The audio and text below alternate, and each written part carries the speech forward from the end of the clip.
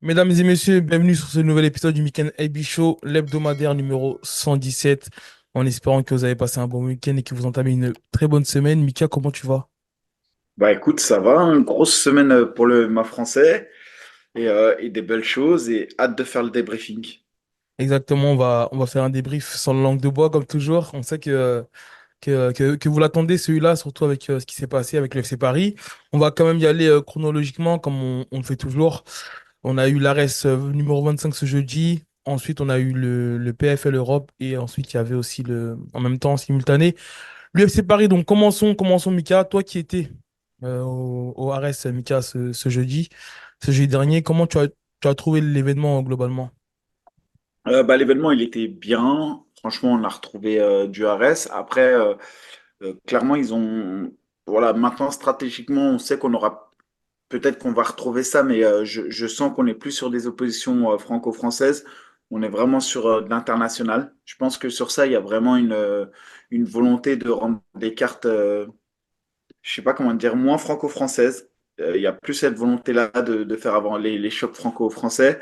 Maintenant, bah, il y avait, entre guillemets, deux stars sur cette carte. Il y avait Axel Sola et Younoussov. Bah, Sola, moi, il m'impressionne. Voilà, si je dois faire un débrief de ce que j'ai vu, Sola m'a impressionné. Il a fait un combat d'une main de maître qu'il a géré face à un adversaire en plus, franchement, qui était solide, mais même pas en un round. En fait, il a absorbé Ouais. l'énergie de son adversaire et il l'a finalisé au deuxième round. Donc, incroyable. Younoussov, bah, en fait, Younoussov, il fait les mêmes combats au fur et à mesure. Donc, il domine ses adversaires. C'est-à-dire que ses adversaires, ils n'arrivent même pas à respirer avec lui, sauf qu'il n'arrive pas à finaliser. Et franchement, on peut pas dire non plus que ce soit des adversaires du top 100, quoi. Mhm. Donc, la seule question qui me reste pour Younoussov, c'est quand est-ce qu'il va réussir à finaliser ses Non, adversaires? Mika, t'es un peu dur, hein, parce qu'il avait que des finishes Non, jusqu'au dernier combat. mais laisse-moi. Ouais, mais contre qui alors? Bah, AB, soyons honnêtes. Ah non, Younoussov, je il est parle pas archi d'adversité fort. là. Ouais, ouais, il est Mhm. archi fort. Je te dis qu'au sol, il a une domination au sol qui est incroyable. Maintenant, sur la finalisation, là, sur les deux derniers combats, ce que je regrette, c'est qu'il n'arrive pas à finaliser, tu vois, alors qu'il les a martyrisés. Et en fait, je me rends compte que son jeu est beaucoup basé sur les étranglements arrière. Et je pense que parfois, d'aller chercher un bras-tête, un anaconda, des choses comme Mhm. ça, c'est des jeux qu'il devrait mettre dans son game. C'est des Ouais. soumissions qu'il doit mettre dans son game.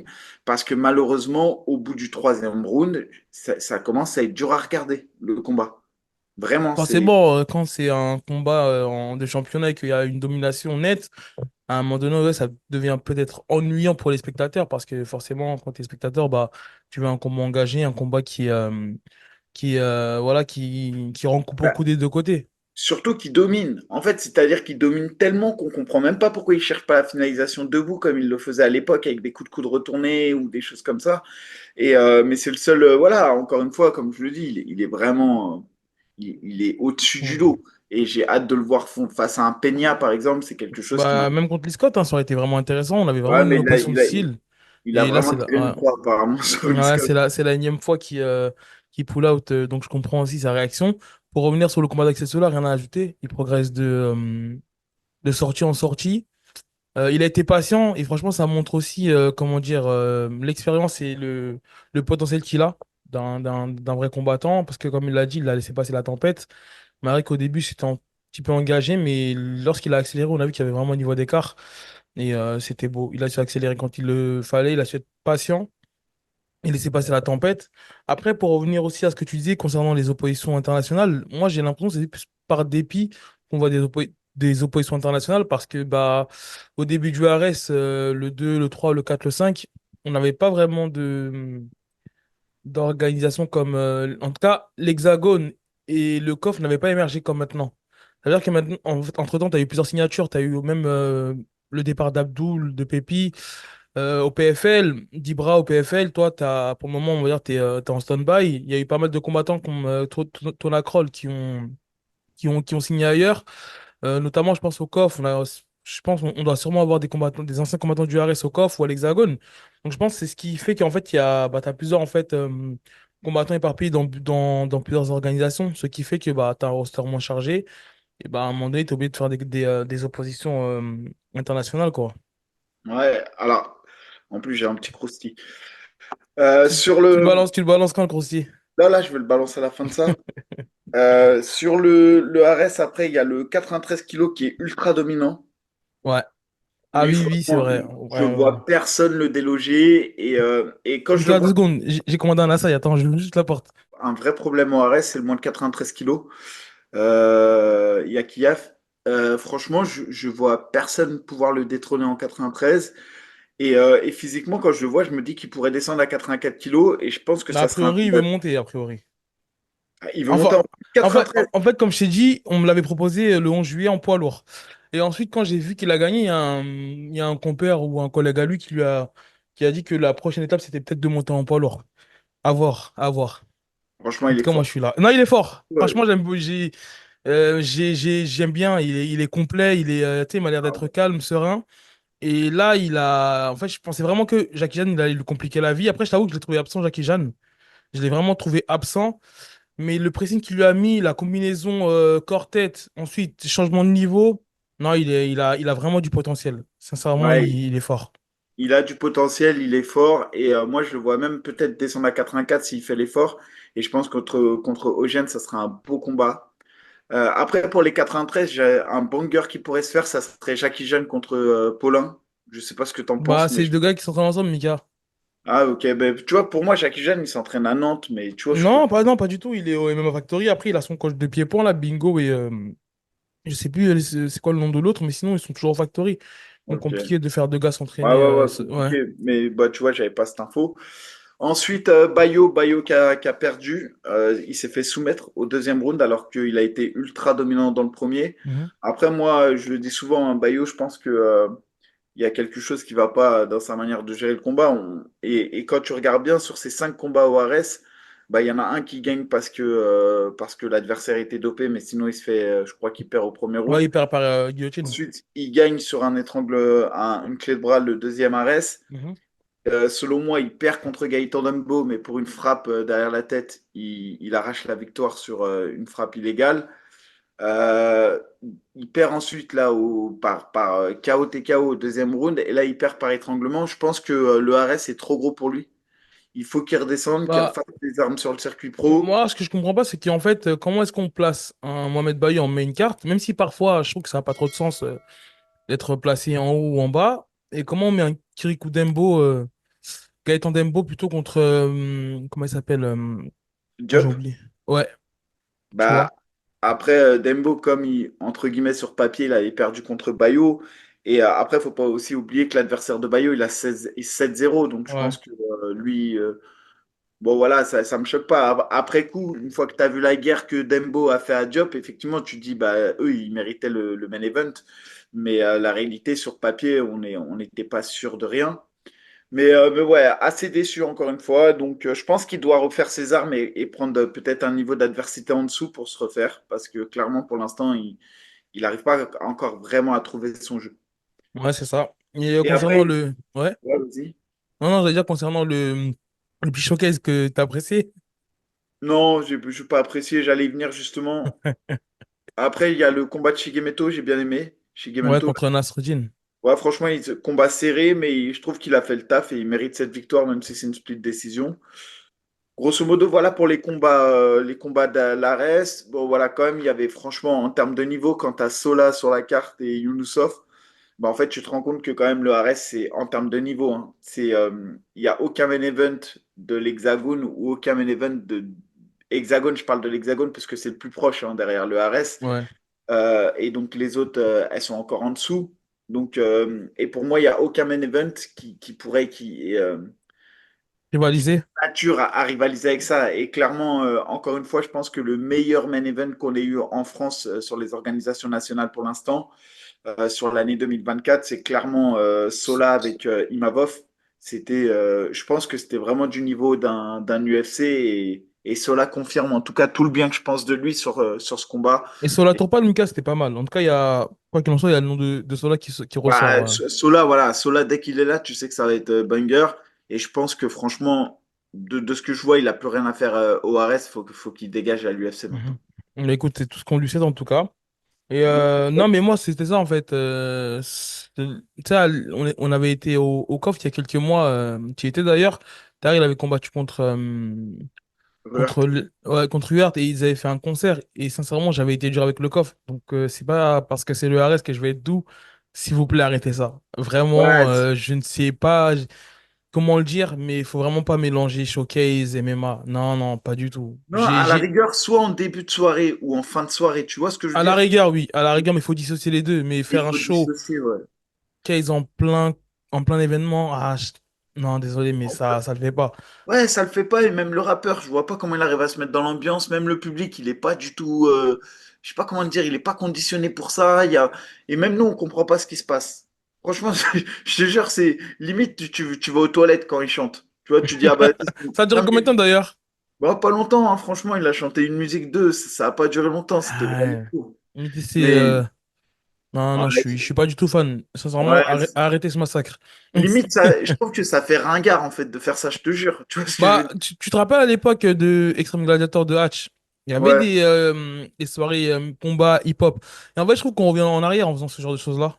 Ouais, limite, tu fais ça, après, tu mets quoi? Tu mets un humoriste sur la scène qui fait du stand-up, tu vois ce que je veux dire? Ouais, non, Ouais. non, Moi, faut je arrêter pense ça. aussi. Et moi, je pense que de manière générale, tu vois, l'UFC, ça reste, on va dire, ce qui se fait de mieux en MMA. Et derrière, tu as le PFL, le KSW, tout ça, qui sont des gros organisateurs. Et jamais aucun d'eux n'a fait ça.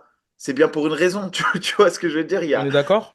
à un moment donné, je pense, c'est difficile Ouais. d'essayer. On peut faire des petites choses dans les Non, mais combats, faut pas etc. Mais innover, il pas faut pas trop. aller sur ces terrains-là. En tout cas, c'est ce que je pense. Et surtout, je pense que le public, mais vraiment, il n'y a aucun du public qui Bah, rentre en je, disant cool, il va y avoir un je choc. me dis peut-être que tu as une minime partie du public qui viennent pour lui. Je sais pas, hein. Parce que Ouais, forcément, je pense que mais, mais c'est un rapport qui est aujourd'hui connu. Mais tu sais, à la rigueur, comme tu as dit, ouais, faire ça en début de soirée, mais vraiment avant les combats ou à la fin. Mais ouais, pas ou à la pendant. fin, voilà, tu fais le main Mettez le event. show. Par contre, le point positif, c'est le walkout des combattants. Tu sais, il y avait une sorte en fait d'entrée triangulaire en forme tu sais, à l'image des nouveaux actionnaires, enfin des nouveaux patrons Slam. Donc, tu Ouais. sais, ça, je trouve que c'était correct. Ça m'a un peu rappelé l'entrée de tu sais, Adesanya lorsqu'il avait combattu, je crois, en Australie ou en Nouvelle-Zélande. Mais en tout cas, voilà, ça, je trouve que c'était un Non, non, mais point. la salle était blindée. Après, élément négatif, mais indépendant du RS. Mais en fait, d'un côté, je te jure, ça va être mal pris ce que je dis, mais c'est pas comme ça qu'il faut le prendre. Mais limite, je suis content que ce soit arrivé au RS, cette bagarre dans les tribunes, dans le sens où ça prouve que c'était pas un problème d'organisation du PEF. Mhm. Et c'est plus un problème de comportement des supporters, entre guillemets. Et ça peut arriver dans n'importe quelle organisation. C'est pas un problème de sécurité, c'est pas un problème de moyens mis en place. C'est malheureusement c'est comme ça, c'est l'humain. Quand vous avez une bagarre et que ça, il y a deux groupes qui sont chauds, etc., et que ça se bagarre, et ben malheureusement vous pouvez rien faire. Que vous soyez une petite ou une grosse organisation, après, évidemment, la sécurité intervient et ORS ça a été neutralisé très rapidement. Mais ce que je veux dire par là, c'est que l'inévitable ne peut pas être évité. C'est-à-dire que le comportement humain, malheureusement, il est comme ça. Il fait que des fois, bah, il y a des gens qui pètent les plombs, ils niquent la soirée, ils donnent une mauvaise image, il n'y a pas de problème. C'est incivil à mort, mais c'est pas lié aux organisateurs. Et donc, c'est pour ça que je dis ça, mais évidemment, je regrette absolument ce qui s'est passé. Mais ce que je voulais dire par là, c'était juste que d'un côté, ça prouve que le PEF n'est pas archi responsable de ce qui s'est passé. C'est la seule chose que je voulais dire. Ça a été un petit peu particulier le PF, Mika. On sait que tu avais les deux protagonistes du main event qui ont. Bon, il y avait plein de facteurs qui ont joué, mais effectivement, hein, on peut même se. Voilà, ça arrive. Une embrouille, ça arrive. Un conflit, ça arrive vite, et comme tu as dit, bah, on peut pas vraiment éviter. Mais bon, en espérant que ça ne se reproduira plus. Ouais, Et, là, le dernier petit croustic que je te donne, c'est un croustic qui est quasiment, qui est pas loin d'être finalisé. Je sais pas où ça en est exactement, hein, pour être honnête. Je crois que c'est pas encore signé. Vraiment, je pense que c'est pas encore signé. Mais Slam, donc tu le disais, c'est le fonds d'investissement qui a récupéré un peu le RS. attends, je crois savoir. Bah, si tu sais, tu souris. Et en fait, Slam, ils Ils sont veulent sur le point de d'arracher racheter, la BTT? bah, voilà, une grosse boîte de management. Exactement. Et donc, c'est intéressant de voir la connexion qui est faite, entre guillemets, entre Slam qui a investi sur une organisation et qui investit désormais sur un management, une boîte de management qui est la BTT, sachant que bah, la BTT, ils ont un peu boudé ces derniers temps le RS. Et donc, ça veut dire qu'à mon avis, on va avoir des retours en force de combattants de la BTT sur les organisations du RS. Et peut-être même que le matchmaking, il va être confié désormais. Forcément, je pense à Guillaume Pelletier, par exemple. Peut-être. Écoute, Je sais pas, hein, mais c'est des suppositions, tout ce que je dis. forcément. Mais voilà comment je vois la chose, en tout cas. Bah écoute, Mika, on a en tout cas fini sur le RS. Bah, moi, de mon côté, j'étais au PFL. D'ailleurs, en parlant du PFL, on a vu une annonce qui a été officialisée. C'est le main event de l'événement du 16 décembre à Lyon, Staropoli contre. entre Staropoli et Abdul. Mais est-ce qu'on peut le dire que tu étais, si tu me dis non, bah, je comprends le passage, que tu étais Non, non, mais c'est vrai. dans les petits papiers pour affronter Cédric Doumbé. Bah, à un moment donné, Cédric Doumbé, on m'a aussi proposé Abdul Abdouragimov. C'est Mais, vrai. pourquoi ça s'est pas fait avec Doumbé? Ils ont refusé? Bah, je pense que le PFL n'a pas. C'est pas lui, hein, c'est le PFL en tout cas qui m'ont pas donné suite. Suite à, on va dire à la demande financière que j'ai donnée. Après, c'est pas moi qui ai géré, hein, je suis Forcément. passé, pour être totalement transparent sur le PFL, c'est Shelby qui gérait pour Mhm. moi. Et on n'a pas eu de retour. Et donc voilà. Et après, je pense que de toute manière, aujourd'hui, si on n'a pas eu de retour, etc., et que Cédric Doumbé n'est pas sur la carte au mois de novembre, c'est parce qu'il est blessé. Mais tu sais, moi, ça prouve que on t'avait proposé Abdul, c'est bien ça. Et après, on m'a proposé Abdul, Tu exactement. vois, et ça prouve que je trouve que le PFL, j'ai l'impression qu'ils ont aucune ambition avec leurs athlètes. En fait, aujourd'hui, toi, t'es retraité, voire limite en fin de carrière. On est C'est vrai. d'accord. Ouais, c'est vrai, Abdul, il est à c'est son un truc. prime. Donc, en fait, comment est-ce que tu peux comment est-ce qu'on peut te proposer Abdul? Non, je pense Ça qu'il y n'a a. aucun Ah, sens. En fait, j'ai je l'impression qu'il pense- n'y a aucune ambition de carrière. Au PFL Europe, en tout cas, hein, pour les Français. Et c'est la même chose qu'on disait à l'époque aussi, lorsque tu avais des Français qui combattent au Bellator. Tu as l'impression que ça tourne en rond. Et par exemple, le combat entre Abdul et Pépi, bah, c'est un combat qu'on aurait très bien pu voir au ARS. C'est un combat qu'on aurait pu voir au RS. Après, c'est le RS qui en a fait des stars aussi. C'est-à-dire que Forcément. Pépi, après son pas naufrage, parce que après ses défaites à l'UFC, sa sortie du UFC, bah, il a dû renaître un peu de ses cendres. Il a fait quand même quatre belles victoires ou trois belles victoires au RS. Il a pris sa ceinture. Ensuite, il est parti au PFL. Il a enchaîné une victoire, une défaite, et désormais, il est sorti du tournoi. Abdul, lui, bah, il a fait un plus que parfait au Ares. Il s'est fait hyper connaître. Et en fait, maintenant, limite, depuis qu'il est sorti du Ares, il est sorti, entre guillemets, du cœur des Français, entre guillemets, hein. Mais Et en fait, au PFL, qui ne sait pas communiquer, hein. bah, c'est surtout qu'au PFL, il a affronté des gars sur lesquels tu peux pas non plus communiquer. Et même son dernier combat contre Grant, franchement, il a fait des choses au sol qu'on pensait pas. En fait, Mhm. Abdul, je l'ai mis tellement sur un piédestal au niveau du sol que je pensais pas qu'il pourrait se faire dominer au Après, sol. attention, Ndiago, t'es hyper fort, Mickey au sol. Mais il est super fort. Mais regarde, Grant, il a perdu ce week-end au PFL sur le tournoi Europe. Mhm. C'est pour ça que je veux dire, ça permet aussi de mettre des niveaux. Ouais, mais forcément, on a très bien vu, hein, que d'ailleurs, on va y revenir, hein, que ce soit Abdul, En tout cas, Pépi, ouais. pour revenir au combat d'Abdul Pepi, moi, c'est un combat qui me hype, hein. Franchement. C'est ouais, c'est un style d'opposition. Ouais, C'est vrai gros style que d'opposition. c'est soit ta Pépi qui va chercher le chaos, je pense, ou soit Abdul qui va chercher la soumission. Ah bah Donc, c'est clairement ça va ça. être un combat engagé. Mais Et non, je te rejoins parce que ben, je vais prendre le cas des trois. Abdul, Pépi et Ibra, ben, on a bien vu que lorsqu'ils sont passés du RS au PFL, en termes d'adversité, bah, les performances n'étaient plus les mêmes. Donc, c'est sûr que là, bah, on a un palier au-dessus. Maintenant, moi, pour revenir en fait au PFL, bah, ça, ce qui me dérange avec le PFL Europe, après le PFL, on va dire le PFL global, je ne sais pas si c'est le même traitement, mais déjà, Abdul, comme tu as dit, je pense pas qu'il est sorti du cœur des Français. C'est juste qu'en fait, non, il n'y a eu aucune communication. Les deux fois où il a moi, combattu au PFL, c'était Doumbé en main event. Tu exactement. vois? Mais écoute, il prend des sous. Ça, c'est sûr que je pense qu'il prend plus d'argent au PFL qu'au RS. Évident. Mais les adversaires qu'on lui a donnés au PFL jusqu'à maintenant sont plus faibles que ceux qu'il affrontait au RS. Et le fait est que malheureusement, il a dit que il a super mal communiqué. Au début, il a dit qu'il quittait. Bon, déjà, on se souvient qu'il a fait le forcing pour l'UFC ne l'a pas pris. Ensuite, on se souvient qu'il a dit oui, oui, je suis pas dans le tournoi 77 parce que là, je me focalise désormais pour descendre à 70. Il descend pas à 70 kilos. Il est, si je te le dis, C'est parce que non, il y avait le Ramadan. Oui, il y a le Ramadan et après il a dit je me focalise sur le tournoi des 70. Je vais Ok, commencer à descendre à 70. ok. Et soi-disant, il avait même fait une perte de poids qui lui permettait de descendre en même pas 10 jours. Bref. Et en fait, sa communication, elle a été mauvaise. Et aujourd'hui, on se retrouve avec un Abdoul qui est beaucoup moins actif qu'Oares. Faut le dire la vérité. Oares, Abdoul, ça a été la superstar. Il était indétrônable. Il a été champion dans deux catégories. Mais le problème, Ah, Mika, c'est qu'à un moment donné, tu as vu, tu avais Pépi qui montait, les deux avaient le même management. Donc en fait, justement, c'est pour ça qu'en fait, pendant qu'Abdul il était présent et qu'il avait pris la ceinture des moins de 84, toi, tu avais affronté Pépi pour la ceinture. Ça, en fait, ils ont fait en sorte que ça se croise Mais pas. AP, tu Quoi? tapes ou quoi? Tu remets pas. À l'époque où, comment dire, Abdul a quitté le Ares, c'est parce qu'il a pas signé à l'UFC, que ça sentait déjà la merde avec le Management Factory. Si tu Non, remets. mais non, non, non, oui, mais attends. En gros, comment dire, Pépi, il est signé au Management Factory, on est d'accord. Les deux sont signés, donc ils Voilà, avaient donc aussi, il besoin y de avait une perdre. volonté de ne pas le faire croiser. Ouais, mais moi, ça, je doute. Parce que quand ils ont mis Ah non, la je te le ceinture dis. intérimaire, mais ils ont mis la ceinture intérimaire de moi et Pépi justement pour essayer. Mais à un moment donné, quand Pépi avait récupéré la ceinture et que Abdul, lui, avait la vraie ceinture, entre guillemets, la ceinture de champion, Abdul a décidé de quitter.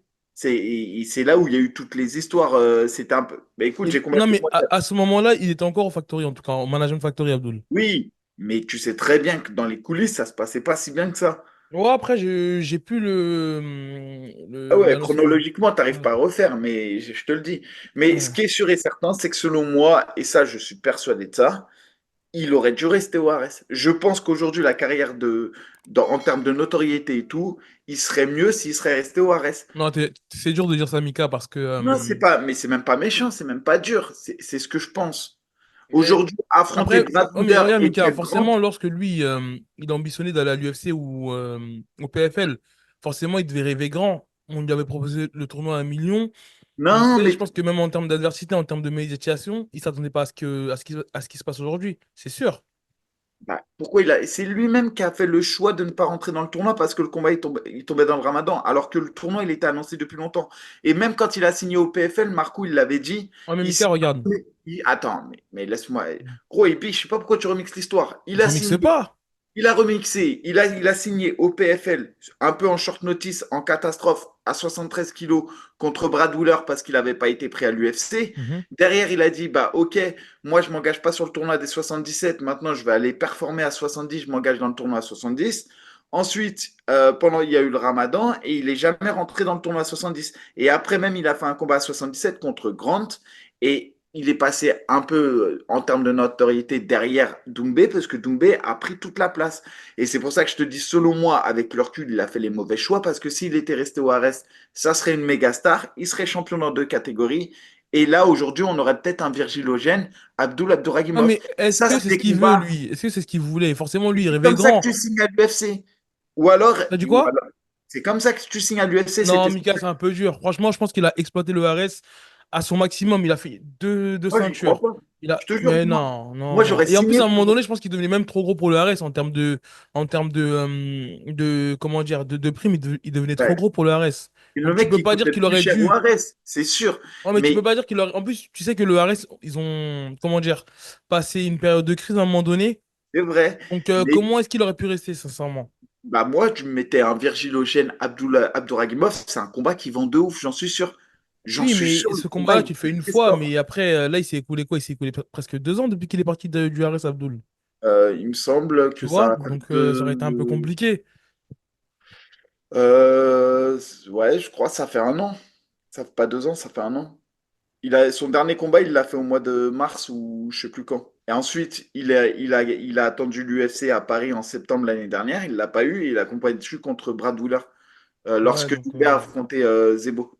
ouais, écoute, Bref, en tout cas, voilà. C'est le recul. c'était la Moi, c'est parenthèse. comme ça que je retrace chronologiquement. Je pense que. Mais en tout cas, ce combat-là, c'est un combat où justement, il va pouvoir. En plus, il est main event, il est à Lyon. Et pour moi, franchement, Pépi, ça reste quand même du top mondial, du top 100, top 100 mondial. Donc, c'est un bon combat pour Abdul. Et c'est un Après, bon combat pour revenir dans le haut niveau. après, il y a plein de choses qui font que, en fait, tu sais, juste le fait que ce soit retransmis sur DAZN, il n'y a aucune communication de leur part. Donc, il y a pas mal de facteurs handicapants, je trouve, en fait, en étant en PFL. Le manque de communication, Mika, c'est fou, tu vois. Et je suis d'accord, Et mais tu ça, me dis ça, ça. ça Moi, je joue, te ça. dis, il a fait un mauvais choix, tu me dis non, et maintenant tu me dis PFL, il communique comme Mais des. j'ai pas dit qu'il a pas fait un mauvais choix. Je te dis juste qu'il aurait pas pu rester au Arès. C'est ça que je t'ai dit. Moi, sincèrement, je pense que quand l'UFC ne l'a pas signé, il aurait mieux fait de redéfendre un peu sa ceinture. Mais Franchement. Mika, il l'a fait un nombre de fois incalculable, j'ai envie de te Il dire, pour l'avait un pris à combattant. 84, à 77, ça veut dire que ça Regarde, lui même quand tu aurait regardes les d'autres combattants du Cage perspectives. Warriors, t'as aucun gars qui fait au moins qui fait trois quatre défenses de titre. En général, c'est une défense de titre. Allez, Oui, mais grand parce qu'il maximum il deux. signe à Et... l'UFC direct. Ouais, mais si dans la foulée, t'es pas l'UFC, c'est qu'il y a un problème. On Et va pas se d'accord. mentir. Mais au PFL, si tu fais pas le tournoi à 1 million, ça sert à quoi? Bah, si les primes qu'ils prennent, ils sont presque aussi alléchantes qu'un tournoi à 1 million, enfin, Ah non, t'abuses. bah écoutez, Non, mais sportivement, ce que je veux dire, c'est qu'au stade de la carrière d'Abdoul, on attend de lui parce qu'on le sait qu'il est archi fort et on sait qu'il est capable d'aller battre ces mecs-là. Moi, je comprends un mec qui est un peu sur la fin de sa carrière ou un mec comme ça qui cherche à, on va dire, à prendre des combats à sa portée pour faire le maximum d'argent. Mais lui, il est au prime. Tu l'as dit, il est au prime. Donc, va chercher les vraies performances. Rentre dans le tournoi à 1 million. Tu vois ce que je veux dire? après, écoute, je pense que le timing il était mauvais, mais comme tu as dit, c'est vrai que ça m'a rafraîchi la mémoire. Il y avait à un moment donné une descente qui était envisagée chez les lightweights, et Marcul en parlait, mais bon, ça n'a pas donné suite, donc moi, personnellement, j'en sais pas plus. Et en plus, il y a eu un changement de management. Là, il est avec Dominos MMA, dirigé par Ali Abdelaziz. Donc écoute, moi, personnellement, je viens de te dire que le combat contre Pépine ne m'enchante pas. Pourquoi? Parce que je m'attendais vraiment à voir Abdul avec l'élite mondiale. Tu vois. Par Ouais. exemple, hein, les Sadji Boussi et tout, tu vois, Mais Pépi, du c'est plus dur PFL. que Grant. Moi, perso, hein, je pense que Pépi, c'est plus dur que Grant. Hein. Non, Et Mika. beaucoup plus dur que Non, un non, Bradler. non, non. Après, en termes de position de style, non, je suis pas d'accord avec toi. Je te jure, attention, faut l'amener au sol, tu verras. Et puis, Ah, je tu lui parles dans en les connaissance de muscles. cause. Ah ouais, je parle vraiment connaissance. Pour Dindon, là. Il a des grosses cannes. Ça, en plus, ce week-end, j'ai vu Siviré, j'étais à deux doigts de lui demander une vidéo pour toi. Je te jure, j'ai oublié. Ah, c'est pas mon pote non plus. Et Mika, ouais, écoute, on va passer rapidement quand même au ouais, PFL. malheureusement, les trois Français comptent tout pour eux. Hein. Malheureusement, ouais, il y avait Yacine Statou, Julien Lopez et Ibrahima Mané. Malheureusement, il y avait deux, dont Ibrahima, qui était engagé en demi-finale du tournoi du PFL Europe. Et justement, il y avait en fait les phases finales le 16 décembre, le jour du combat entre Abdoul et Pépi. Mais bon, voilà, malheureusement, ça ne l'a pas fait. J'aurais vraiment pas de détails à donner, mis à part dire que le PFL, sincèrement, le traitement des combattants, j'aime pas. Je trouve que c'est Ouais. vraiment. Il y a vraiment un gros manque de professionnalisme. Et je te jure qu'à l'époque, quand Jordan il le disait, on le prenait un petit peu pour un fou. On l'a vu avec Baki. On a vu voilà, des choses peu professionnelles. Et moi, je l'ai vu de mes propres yeux. Je trouve que c'est. Voilà, il y a vraiment un manque de professionnalisme. Et ce n'est pas l'organisation qu'elle prétend être. En tout cas, je te parle du PFL Europe. Ouais, voilà. Attention, après, il y a le PFL États-Unis, PFL Europe, mais tu as raison de le souligner. Et c'est vrai que ça a été, en tout cas, c'était une dure soirée hein, pour nos Français, puisque trois défaites et trois finalisations au premier round. Et franchement, Mané, je le voyais en finale contre Grant. Et au Exactement. final, c'est les deux qui ont gagné. C'est les deux autres qui ont gagné. C'est Ouais, Grant, il s'est fait sortir et Mané s'est fait sortir. En tout on est cas, force à d'accord, ouais. lui. Force à lui, il va revenir. Et pareil pour Yacine Chtatou et Julien Pierre Lopez. Et écoute, hein, on les reverra aussi, je pense. C'est des combattants. Forcément. Mais voilà. C'est mon Mika. Passons à l'UFC Paris, Mika. Ah UFC ouais, Paris. l'UFC Déjà, Paris. tes impressions, toi qui étais au bord de la cage en tant que commentateur pour RMC. Ah bah incroyable. Après, c'était incroyable. Après, je vais être honnête. Je pense que l'UFC 1 et 2, on a eu une meilleure ambiance générale que sur cette UFC 3. Ah ouais? Ouais, ouais, clairement, largement. Vraiment largement. Ah, je pensais Maintenant, que le ça avait. public était là. Hein. Mhm. Attention, hein, on a eu un gros public, etc. Mais il était moins présent, il y avait moins de moments intenses. Maintenant, il a donné de la voix, etc. Mais j'ai trouvé que sur l'UFC 1 et 2, il avait été tout au long de la soirée beaucoup plus présent, beaucoup plus impactant, etc. Après, ce que je me dis, c'est aussi que le public français, désormais, bah, il y a beaucoup de shows qui lui sont proposés à l'année. Et désormais, bah, maintenant, il devient difficile et voilà quoi. C'est Mais, possible. Après, je vais te dire que ça reste quand même toujours attendu, l'UFC Paris. ah non, mais l'UFC, Ça, c'est ça fait l'UFC. full. Ça fait full. Alors qu'il n'y a même pas la carte qui est annoncée, tu vois. Non, mais on a un public. mais au niveau de l'ambiance générale, la salle était pleine, attention, Ouais. et tu regardais dehors quand tu allais aux abords de Bercy, c'était incroyable. Maintenant, sur l'ambiance générale, je te dis, elle a été tout au long de la soirée beaucoup plus ponctuelle que ce qu'on avait pu voir dans les autres années. C'était beaucoup plus continu sur les autres événements. Bah, écoute, Mika, on va revenir sur les combats des Français. On y va chronologiquement. Laura Cornell contre Jacqueline Calva-Canchi. Comme on l'avait Eh, dit dans la preview, bon, c'était un combat qui s'était déjà fait au FIFA Challenge. Et justement, en fait, c'était la seule défaite en carrière de Nora Cornell. En premier round, j'ai envie de te dire qui est pour Nora. Malheureusement, je trouve qu'elle est un petit peu trop émotive. C'est ce qui fait que bah, l'autre arrive à revenir sur le deuxième et le troisième round. Donc voilà, c'est une décision qui va en faveur de son adversaire. Il n'y a pas de vol. Même non, s'il y a ouais, eu ouais. de l'engagement des deux côtés, hein, elle n'a pas non plus démérité. Nora, elle a fait le combat qu'il fallait faire, mais je trouve un petit peu trop émotif. Et j'ai l'impression, c'est ce qui fait que voilà, elle n'a pas su, entre guillemets, tu sais, vu qu'elle avait sûrement le souvenir de s'être fait battue par cette fille-là, je sais pas, et j'ai l'impression que ça a joué en fait à un moment donné. En tout cas, ce qui est sûr, c'est qu'elle est arrivée et il y avait de la gravité sur son visage. On sentait qu'elle Mhm. avait beaucoup de pression. Après, elle avait un poids sur les épaules. C'était de faire le premier combat d'une Française à l'UFC. C'est elle qui couvrait la carte, couvrait le Forcément, bal, ouais. entre guillemets. Et clairement, on l'a senti très, très, très, très, très stressée. Et effectivement, elle a pas réussi à se libérer, hein. On l'a vu de toute manière. Elle gagne quand même le premier round qui est disputé. Mais effectivement, elle perd le 2 et le 3.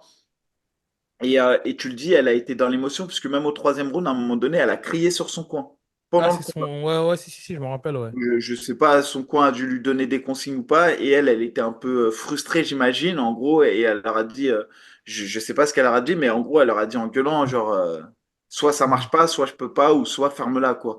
Mais on l'a senti émotive, effectivement, et même à un moment donné, je te dis, dans le combat, quand elle a fait ça, on a vu qu'elle était plus forcément dans le combat, elle Mhm. était déjà ailleurs. Ouais, mais écoute, en tout cas, on lui souhaite de revenir victorieuse sur ses prochaines sorties. On va passer directement au combat de Taylor contre Vince Morales ou est-ce que tu voulais revenir sur le combat de Oh Pérez non, c'est contre bon. Daria? Ok. Non, non, c'est bon. Parce que tu avais dit que c'était un banger, hein, ce combat. Non, non, non, non, non, je parlais de l'un contre l'autre. Non, non, non, t'as dit que Non, c'était un.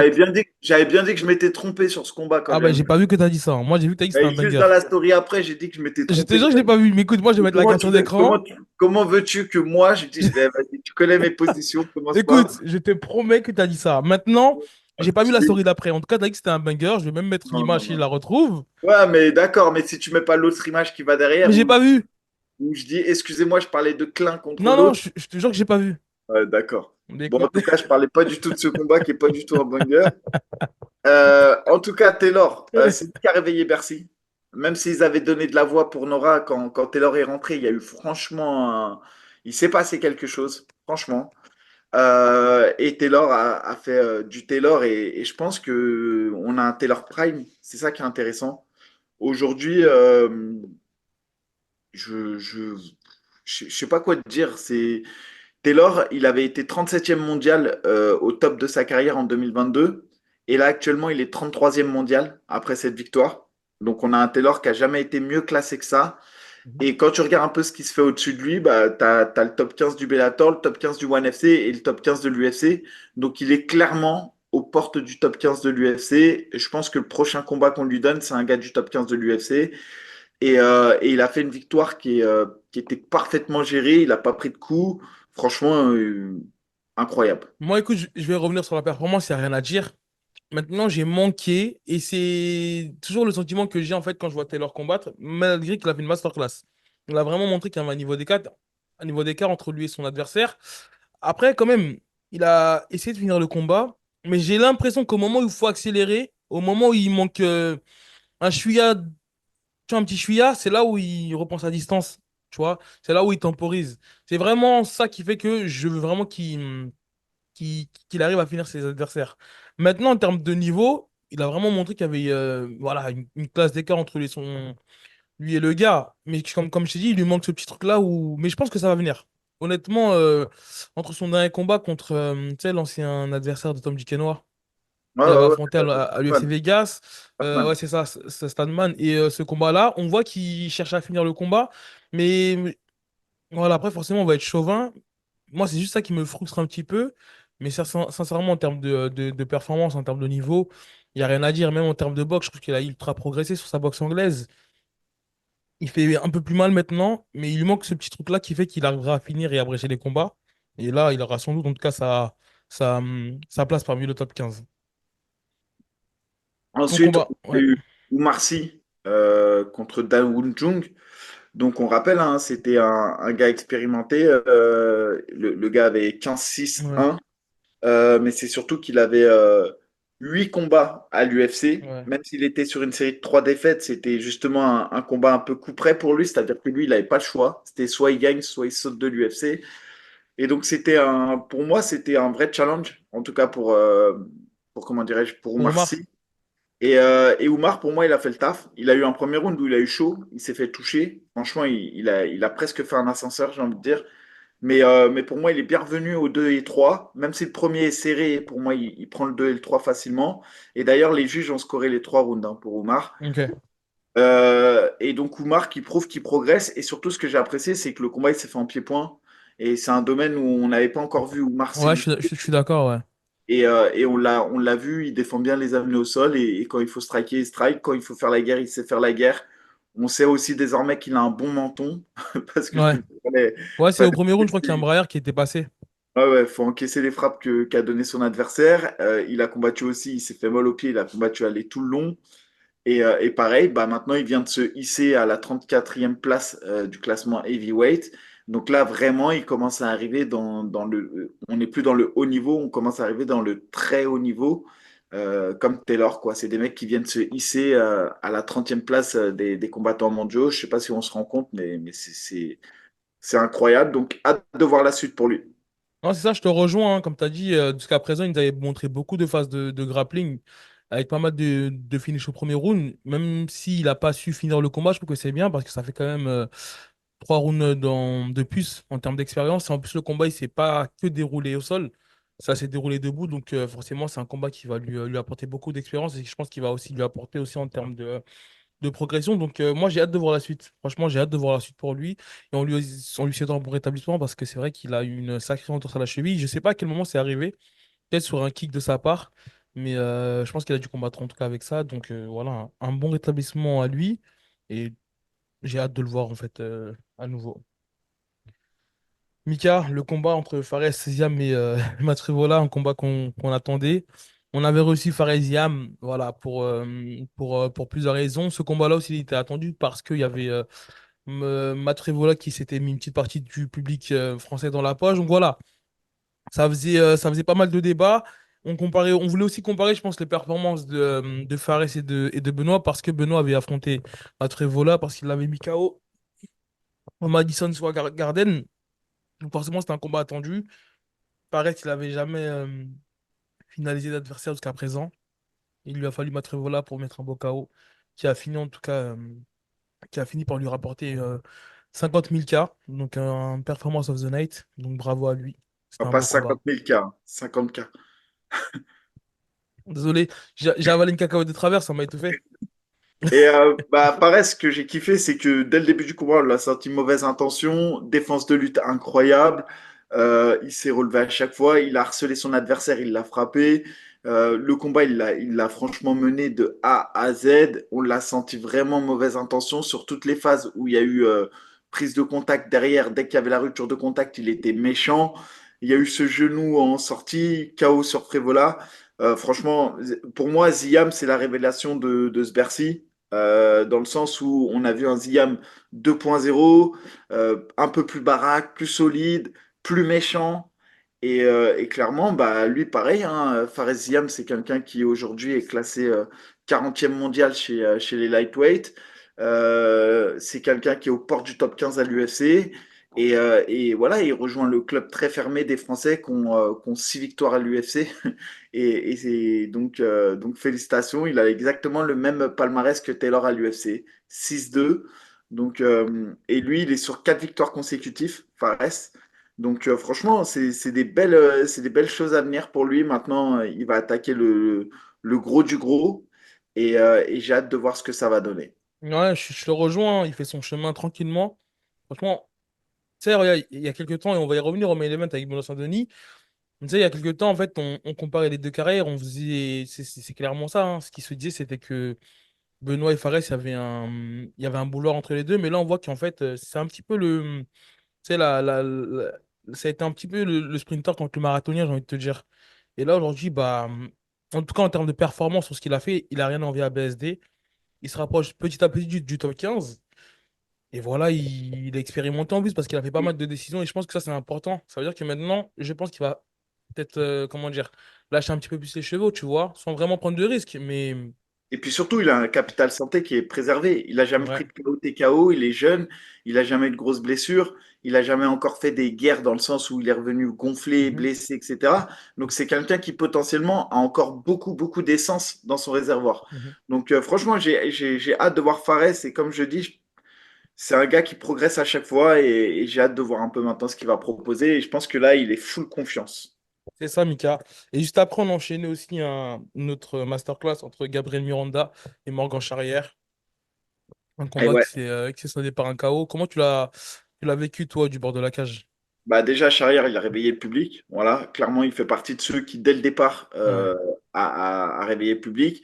Je vais passer aussi à la fin du combat direct. J'ai kiffé son moment où il prend le micro, il fait chanter la Marseillaise. Ça, c'est incroyable. L'interaction avec le public, c'est lui qui l'a le mieux géré. Ouais. Et en fait, c'est là que tu vois que c'est pas pour rien qu'il a une grosse fanbase. C'est parce que lui, il sait communiquer, il Mhm. sait gérer et il a su jouer avec le public. Maintenant, sur la performance, évidemment, elle est incroyable. Il met un KO à Miranda.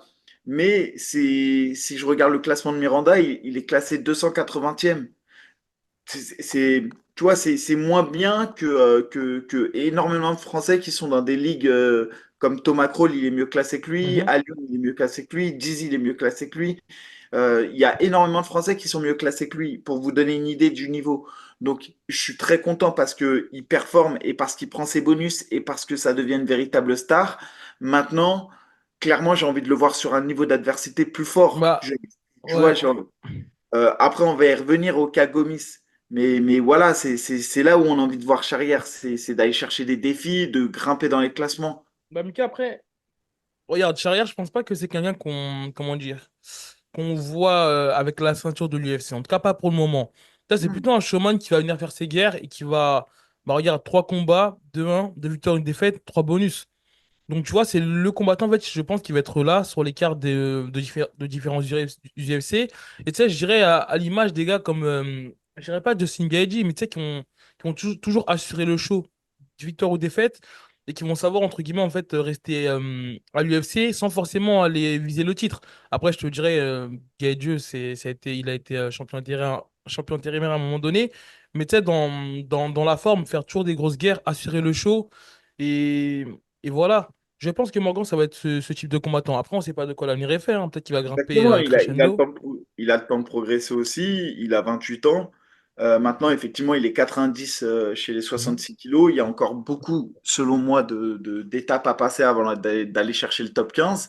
Mais voilà, je trouve qu'entre la place numéro 90 et 280 mondial, je trouve que ça c'est pas forcément évidemment qu'il a performé. Encore une fois, je le félicite parce que c'est vraiment beau ce qu'il a fait. Mais voilà, maintenant, j'ai envie de le voir sur un gars, mais ne serait-ce que comme la guerre qu'il avait fait avec Mariscal. Là, Mhm. j'ai trouvé un combat intéressant parce que Mhm. on le poussait dans ses retranchements. Et c'est juste que j'ai envie de le voir peut-être quelque chose d'en dessous Mariscal, mais quelque chose qui va le faire monter un peu plus rapidement dans les rankings. Voilà. Ouais, ouais, ouais. En tout cas, il a su faire le choix et encore félicitations à lui. Le combat d'après, Mika, c'était Brian Battle contre Kevin Jousset. Troisième combat de Kevin à lui aussi, une première en France. On a pu le recevoir juste avant le combat. Malheureusement, ça s'est soldé par une défaite. Un combat Ouais, engagé quand même des deux côtés. Ça s'est rendu coup ah, pour coup, hein. ouais, exactement. Alors, autant pour Nora, c'était une vraie déception parce que on la voyait favorite. Enfin, moi, je la voyais favorite dans le combat. Je pensais vraiment que quand j'avais vu le combat Calva Cantini, là. ouais, face à Zara, je pensais vraiment que quand j'ai vu les dernières sorties de Nora, je pensais que C'est vrai qu'elle avait progressé et tout, ouais. donc il y avait une vraie grosse déception. Sur Jousset, c'est pas que je le voyais perdre, je pensais qu'il allait gagner, je pensais vraiment qu'il allait réussir à imposer sa lutte face à Battle. Je pensais que la solution allait être dans la lutte et le sol. Et en fait, il a vraiment décidé de rester debout. Il s'est battu debout et Battle a été, entre guillemets, meilleur que lui. Mais ce que je veux dire dans l'opposition, Battle était beaucoup mieux classé que Jousset. Battle, c'est une grosse expérience à l'UFC. Il avait déjà 8, 6. 9 combats, hein. Ouais, je crois qu'il avait Mhm. déjà 7 combats à l'UFC, alors que Kevin lui en avait que 2.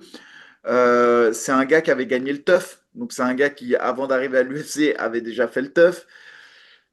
Mais c'était un vrai gros défi pour Jousset. Mhm. C'était une grosse marche vers l'avant. Donc, on savait que le combat allait être dur. Maintenant, la seule déception que j'ai dans ce combat, c'est que Kevin, il est resté dans le domaine de battle. Il s'est fait dominer d'ailleurs petit à petit dans le domaine de la boxe. Mais en fait, je ne l'ai pas senti essayer forcément d'aller dans une dimension. Je ne l'ai pas Mhm. forcément senti essayer d'aller au sol. J'ai pas vu en fait tout ce qu'il est capable de proposer. Surtout que je pense que s'il avait amené le combat au sol, je pense qu'il avait les armes pour vraiment gagner du temps et embêter Battle. Maintenant voilà, il va revenir et il a fait un beau combat quand même. Il a montré qu'il avait du cœur. Ouais, je te rejoins, mais je dirais quand même attention au Capital Santé parce qu'il est encore jeune et il prend beaucoup de dégâts. Donc moi, c'est juste ce qui m'inquiète, mais après, voilà, il aura le temps de faire son expérience. Peut-être que la marche, elle est un petit peu trop haute, mais en tout cas, voilà, il a donné du cœur, il a pas lâché et malheureusement, c'est pas passé. Donc on lui souhaite un bon rétablissement et un retour victorieux par la suite. Le combat, Mika entre Brito et William Gomis. J'avais pas donné mes pronos, Mika. Je sais pas si je le disais en off ou en live. Et quand je disais que j'avais confiance en Gomis, c'est pas parce qu'il est plus fort, plus physique ou plus technique que Brito. C'est que je te jure, il a un mental. En fait, je pense qu'il faut le connaître un minimum et avoir suivi sa carrière pour comprendre quand je dis ça. Parce que tout le monde le donnait perdant. Faut être très honnête, tout le monde le donnait perdant. Moi, j'y croyais en sa victoire. Maintenant, comment? Je ne pouvais pas le prédire. Mais je trouve qu'il a quelque chose de spécial. Je te jure, je trouve qu'il a un truc spécial. Déjà, de par son style, comme tu le dis, il arrive à faire déjouer les gars agressifs, mais il a un mindset à part.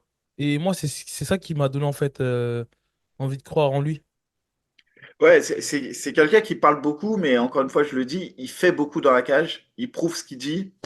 Gomis, il a été bon. Comme je dis souvent, moi, c'est un gars qui peut faire déjouer n'importe qui.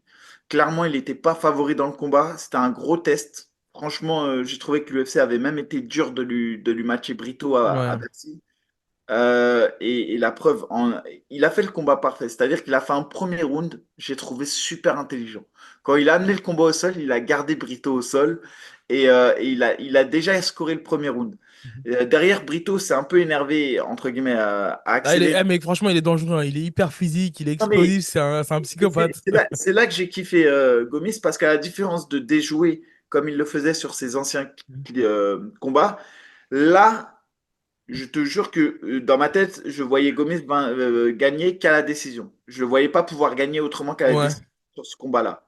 Et à un moment donné, dans le combat contre Brito, Gomis il était tellement bien en appui que je te jure que quand il touchait, même s'il était en réaction, il faisait mal. Bien sûr, Il c'était avait sur le envie de troisième faire round, je mal. crois. Même au deuxième, hein, il y a eu des échanges, même si Brito domine le deuxième round et prend Mhm. le deuxième round haut la main. Gomis, on l'a senti dangereux. Et franchement, Brito, même quand il ramène le combat au sol, tu vois qu'il veut gagner son round Mhm. et tu vois qu'il temporise. Et au troisième round, bah, le troisième round était pour moi le round le plus disputé. Ouais. Mais moi, je comprends pas qu'on conteste la décision parce que, en fait, celui qui s'est monté le plus dangereux, c'est Gomis. Il a mené le début de premier round. Ensuite, il y a une phase de lutte où Brito gagne un peu de temps, mais il n'y a pas de dommage. Ouais, je suis d'accord. Et tout à la fin du round, c'est Gomis qui finit sur lui. Donc félicitations à Gomis qui désormais lui aussi va rejoindre, j'ai envie de dire, les Le plan grands de chez fermé. les grands parce que il arrive potentiellement dans le cercle très très fermé de ceux qui, grosso modo, ont réussi à atteindre la Ouais. 25e place au classement mondial. Là, actuellement, il est 27e mondial sur Fight Matrix.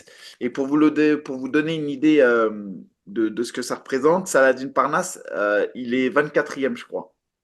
Donc, Non, franchement, franchement, je vais pas dire que j'ai été impressionné un petit peu, si, quand même, de la performance, mais non, je crois que c'est la victoire dont j'étais le plus fier. Ah Franchement, je bah, crois que c'est la... ouais, c'est vraiment lui. Mais quand même, une petite parenthèse, parce que forcément, les maîtres filmés aujourd'hui, bah, ils pèsent dans le MMA français, ils font leurs prédictions. Et quand j'ai dit qu'on allait faire le débriefing, tu sais, ils ont mis le trombone. Et t'as des gars qui ont dit, j'espère que que vous allez en parler. J'ai envie de dire, en fait, bah, quand à un moment donné, on est dans le game du MMA français, qu'on fait nos pronostics, que ce soit sur l'UFC, le Bellator, à un moment donné, on oublie de se tromper. C'est comme ça. Donc, c'est pas pour les défendre eux ou qui que ce soit, hein, mais c'est qu'en gros, par exemple, moi, j'avais donné Benoît Saint-Denis gagnant. Arrête, peut-être que j'étais un petit peu trop chauvin, mais voilà. Donc, en gros, je voulais vraiment revenir là-dessus. C'est pour dire qu'en fait, il y a qu'en disant rien qu'on se trompe pas, en fait. Donc, ouais, puis donner un pronostic n'est pas vouloir qu'il perde. Tu vois ce que je veux dire? Il y a aussi ça. Il y a moi, je veux qu'il perde, ou moi, je veux qu'il gagne, mais je pense qu'il va perdre. Tu vois ce que c'est différent. Les gens, souvent, quand on donne un pronostic, et c'est pour ça que quand il y a les Français à l'UFC Paris, et je parle bien à l'UFC Paris, j'évite de les donner mhm, parce que les gens ont tendance à prendre les pronostics comme une volonté de ma part. Non.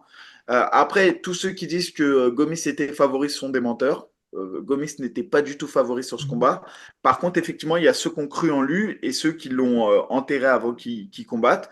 Et Gomis, encore une fois, je le dis depuis le départ, c'est celui qui a eu le plus gros défi sur cette carte par rapport au ranking. Et il a relevé le défi. C'était un combat serré, mais il a réussi à le faire. Et j'ai hâte de voir par la suite parce que potentiellement, lui aussi, il a un combat du top 15 désormais.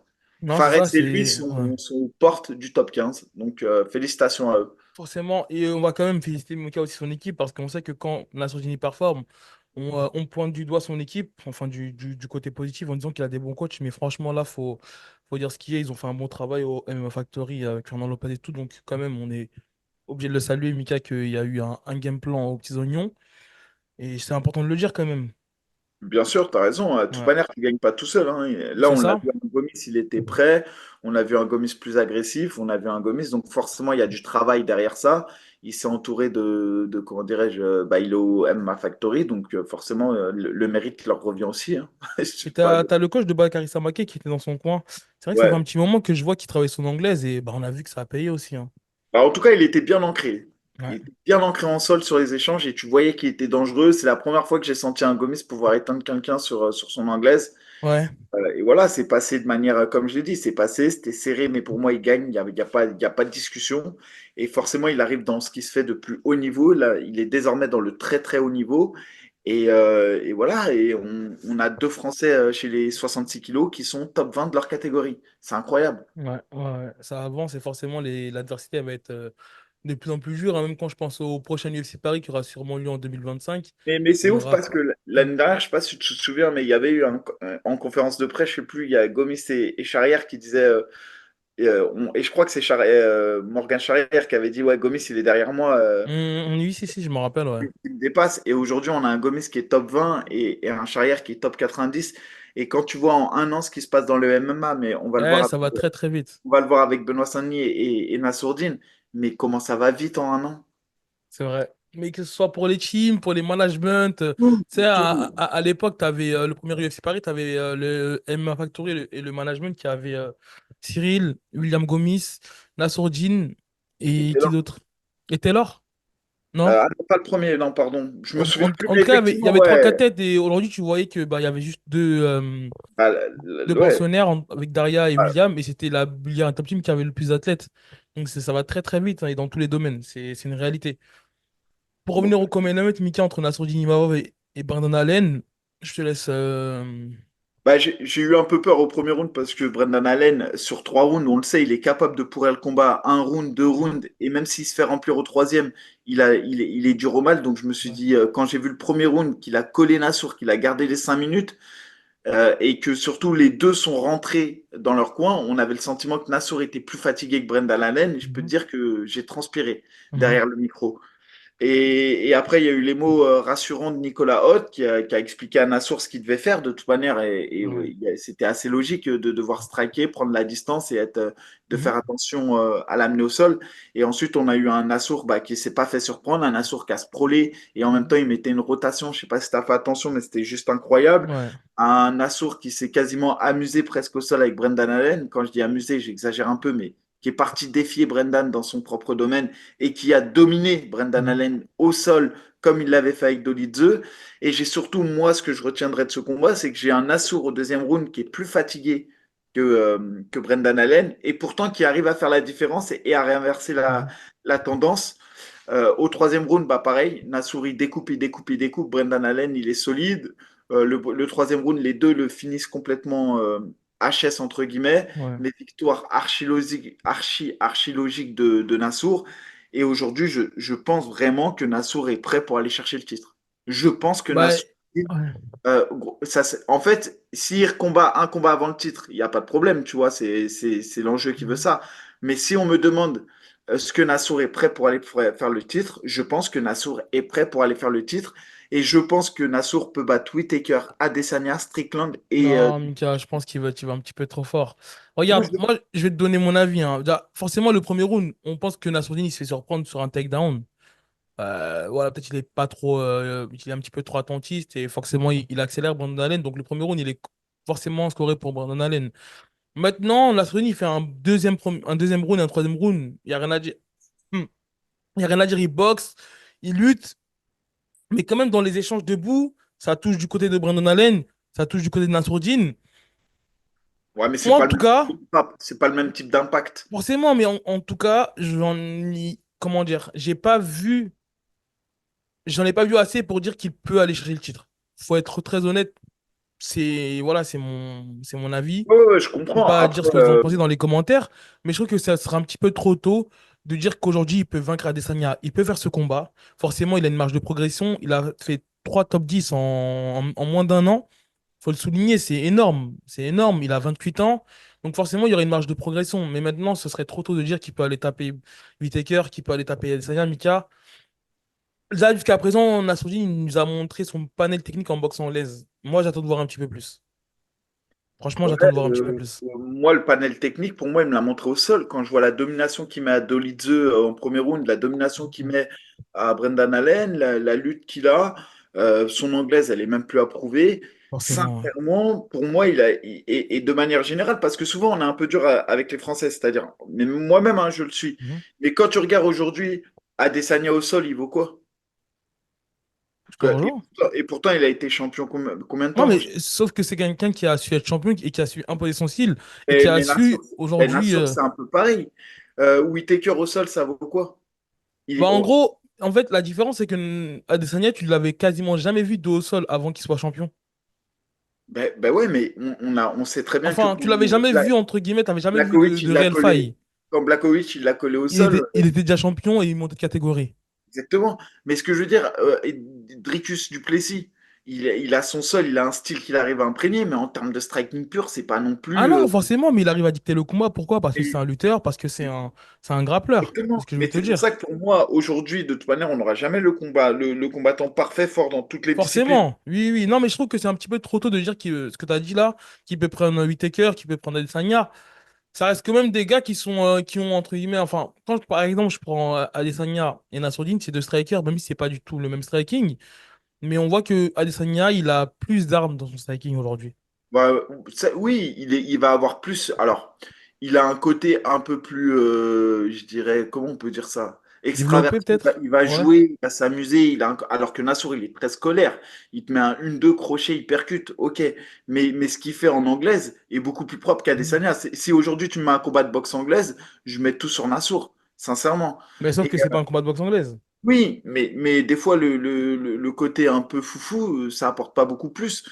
Maintenant, Adesanya, attention, c'est une légende. Mais quand je regarde aujourd'hui, de toute manière, tu me dis que c'est un peu tôt. Mais quand je regarde aujourd'hui, Nassour, il est quatrième du Non, classement. j'ai pas dit que c'est un peu tôt. J'ai dit qu'on peut pas, entre guillemets, crier victoire s'il devait affronter. Non, mais à ce niveau-là, tu peux jamais crier victoire. Non, mais ce que tu as dit tout à l'heure en disant que, selon Il toi, est il prêt pour prend. faire le titre. Je dis, il est prêt pour affronter n'importe quel de ces gars-là. Aujourd'hui, tu mets Nassour face à Whittaker, Adesanya, Strickland ou Dricus Duplessis, je pense que Nassour peut les battre. Et de toute manière, il est quatrième. C'est-à-dire que Ah, forcément, il y est s'il regarde presque. devant lui, il reste que ça. Et moi, je pense qu'il est prêt pour pouvoir les affronter. J'ai pas dit que genre c'est 100%. Je mettrai jamais ma maison. sur Nassour parce que c'est trop dur à ce niveau-là. Ça se joue à rien un combat. Mais par contre, je pense qu'il peut réellement le faire. Et je pense que Nassour pourrait être le premier champion UFC et que maintenant, c'est qu'une question de chance. C'est-à-dire, c'est le premier à qui on va le donner, entre guillemets, Manon, Cyril ou Nassour. Potentiellement, les trois aujourd'hui pourraient aller chercher le titre. Non, mais après, attention, hein, ce que je veux dire, en gros, c'est que bah, déjà, j'y crois. Il est quatrième, comme tu as dit, donc il lui reste pas beaucoup de combats avant le titre. Peut-être un. Moi, j'aimerais quand même le voir face à Adesanya. Sincèrement, ce serait vraiment le combat que je souhaiterais voir. Ou peut-être une revanche, même si ça m'intéresse vraiment pas sportivement contre Strickland. Mais en tout cas, forcément, il est pas loin d'un combat pour le titre. Et peut-être qu'il aura ce combat-là d'ici 2025 ou peut-être avant la fin de l'année. Mais en tout cas, je trouve que voilà, parfois, il va falloir qu'on recalibre un petit peu, je pense. Et quand je dis nous, je parle vraiment des supporters, des fans français. On a parfois trop tendance à surcoter, j'ai l'impression. En fait, j'ai l'impression qu'on a deux extrêmes. Soit on sous-cote, soit on surcote. Et parfois, il faut peut-être savoir garder le juste milieu. Et c'est pour ça qu'on va même venir sur le main event entre Benoît Saint-Denis et Moïcano. Bah, malheureusement, c'est vraiment pas comment dire, la physionomie de combat qu'on espérait. Après, voilà, il y a plein de facteurs qui ont fait qu'il y avait des doutes sur la manière dont il allait revenir, notamment le changement de hit coach, le fait qu'il avait pris son premier KO en carrière contre Dustin Poirier. Premier main event pour lui, en plus à Paris, donc forcément il y avait une grosse pression sur ses épaules. Maintenant, les gens, enfin les fans de MMA ont relevé le manque de professionnalisme dans son staff. Est-ce que tu as pu, toi, entendre, comment dire, les consignes qui ont été données, et si oui, c'est quoi ton avis là-dessus? Alors, avant de donner mon avis là-dessus, on va replanter le contexte. Benoît Saint-Denis, c'est quand même quelqu'un qui a beaucoup combattu. Si tu regardes en un an, bah, il a fait Thiago Moïse. Ensuite, il a fait Matt Frevola. Derrière, il a fait Dustin Poirier. Ensuite, il a fait du grappling quasiment 2 mois derrière contre Diakiz. Et derrière, il prend Moïcano. Il prend un sale KO contre Poirier. Il change de team, entre guillemets de team. Il perd son head coach, donc il perd Daniel Voirin. Il s'encadre plus ou moins différemment. Il s'entraîne en province, il s'entraîne plus sur Paris. Donc je dis pas ça pour critiquer, mais en province, vous avez forcément moins de compétences, entre guillemets, qu'à Paris. Forcément, Paris, c'est la capitale dans le sens où il y a beaucoup de concentration de combattants. Vous avez l'INSEP à côté pour aller chercher des gars dans leur domaine en anglaise, en lutte, etc. Et forcément, quand vous venez de province, bah, vous avez un peu moins de choix. C'est un peu comme ça, c'est une réalité. Donc, il y a quelque chose autour de Saint-Denis, c'est qu'il revient d'un chaos, il change de team et il s'entraîne, enfin, il change de head coach et il s'entraîne dans une salle où il n'y a pas forcément de grands passages. Mhm. Donc ça, c'était des facteurs à prendre en compte. Psychologiquement, comment il aborde ce combat. La deuxième chose, il est main event dans son pays, c'est une grosse pression. C'est une pression complémentaire. Il ne faut pas l'oublier. Euh, il y a eu des polémiques que moi aussi j'ai alimentées où je disais que Nassour méritait plus d'être main event au vu des classements sportifs et tout. Et on a misé aussi sur le capital, j'ai envie de dire, extra sportif, le côté bankable de Benoît Saint-Denis, etc. Donc ça lui a mis certainement aussi une pression. Mhm. Maintenant, quand tu regardes le combat, l'opposition qui lui a été donnée, c'est la première fois que Benoît Saint-Denis affronte un mec aussi fort au sol. On sait aussi que Benoît Saint-Denis, sa force principale, c'est le sol. Et forcément, bah, ça questionnait aussi son opposition, de savoir est-ce qu'il allait réussir à imposer son jeu, est-ce qu'on allait avoir un Benoît Saint-Denis ultra agressif, est-ce qu'on allait avoir un Benoît Saint-Denis plus réfléchi, est-ce qu'on allait avoir un Benoît Saint-Denis qui craignait le chaos comme il avait pris son chaos, etc. Il y avait 1000 questions qu'on pouvait se poser Mhm. autour de ça. Est arrivé le premier round où malheureusement Benoît s'est fait ultra dominé, archi dominé, et il a fait une succession de mauvais choix selon moi. C'est-à-dire que parfois je pense qu'il vaut mieux abandonner un round quand on est dominé que d'essayer de sortir à tout prix et de prendre des coups. Surtout sur un combat en 5 rounds, l'expérience veut, par exemple, un Moïcano avait de l'expérience des 5 rounds, Benoît un peu moins, mais sur un combat en 5 rounds, je pense que c'est moins grave de perdre un round que sur un combat en 3 rounds. C'est-à-dire qu'il avait le temps de se refaire. Forcément, ouais. Et il a pris beaucoup de dommages. Pendant le premier round, j'ai pas entendu les consignes qu'on lui a données. C'est-à-dire que j'ai pas entendu son coin lui dire stabilise la position, accepte de perdre le Mhm. round ou attention, bloque les bras, À aucun moment, j'ai entendu ça. Donc, je peux pas dire s'ils lui ont dit ou pas dit. Ouais.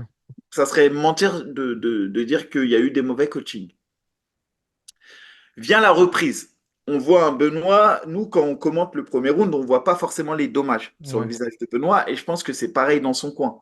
On ne voit pas forcément les dommages. Par contre, quand il vient s'installer au premier round et qu'on voit les dommages, le premier réflexe qu'on a tous, Taylor, Antoine et moi, on se dit, évidemment, on coupe les micros et on se dit, il ne pourra pas faire les synchrones dans cet état. C'est-à-dire qu'on savait que les dommages allaient s'aggraver dans le temps et donc possiblement il y aurait une intervention de l'arbitre à un moment donné, du médecin et de l'arbitre à un moment donné. Selon moi, à ce moment-là, mais c'est facile avec le recul et c'est facile quand on n'est pas dans le feu de l'action, la seule solution pour Benoît, c'était la boxe. C'était d'essayer d'enflammer le combat et de tenter le tout pour le tout. Parce qu'en fait, il y avait deux phénomènes qui jouaient contre lui. Le temps, plus le combat durait et plus forcément, bah, à un moment donné, l'arbitre allait venir. En plus, en face de lui, il avait un Moïcano hyper expérimenté. Et qu'est-ce qu'il a fait tout au long du combat? Taper dans les plaies pour les agrandir. Et la deuxième chose, c'est qu'au sol, il se faisait ultra dominer dans le domaine dans lequel il est bon. Mhm. Donc, il ne pouvait pas essayer de temporiser dans le combat. Et donc, sa seule solution, selon moi, c'était d'amener la folie dans ce combat, d'essayer d'aller faire la bagarre et de se dire on fait le tout pour le tout. Parce que quoi qu'il arrive, si le combat durait, il le perdait. Et c'est vrai que dans son coin, quand j'ai entendu les consignes, allez, vas-y, tu peux le faire, réveiller le côté guerrier, etc. Ils ont plus joué sur le côté mental que sur le côté tactique et technique. Et au deuxième round, entre le deuxième et le troisième round, parce que tu as le deuxième round qui se passe où il se passe pas grand-chose. Tu as un Moïcano qui commence, qui continue à frapper avec son jab. Et Mika, d'ailleurs, tu vois qu'il est blessé. il me semble que le combat il se finit au deuxième round, non? Fin du deuxième round, ouais. Ouais, Et ok. ouais, ouais, mais il y a les consignes qui sont données entre le deuxième et le troisième. Et en fait, au deuxième round, tu as un Moïcano qui frappe, qui continue à créer du dommage sur le visage de Benoît Saint-Denis. Tu as un Benoît Saint-Denis qui est un peu plus agressif, mais qui arrive à rien, qui arrive pas réellement à poser son jeu. Et tu as un Moïcano qui est blessé. Mais Moïcano, il gère son effort parce qu'il sait qu'il est sur un rythme de croisière. Mhm. Moïcano, je suis persuadé qu'il sait que l'arbitre va intervenir et qu'il va y avoir un arrêt du médecin. Et quand Benoît rentre au deuxième round, on entend dans ce coin que la solution, c'est d'aller lutter. Et je suis pertinent et j'en suis convaincu que la solution, c'était tout sauf d'aller lutter dans cet état. Bah, D'une part, parce Mika, que ouais. Moïcano était meilleur au sol, il l'a prouvé. Deuxième, parce que Benoît était beaucoup plus affaibli physiquement que Moïcano. Et troisièmement, parce que les blessures faisaient qu'on allait directement sur un arrêt de l'arbitre. Et je pense effectivement que le coin de Benoît Saint-Denis n'a pas réussi réellement à prendre du recul sur la situation et n'a pas su donner les bonnes consignes.